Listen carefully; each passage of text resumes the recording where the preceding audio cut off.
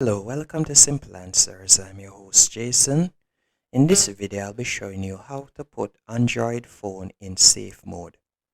First, you'll need to tap on the power button and you'll simply press down on the power button just like you'll do to turn off the device.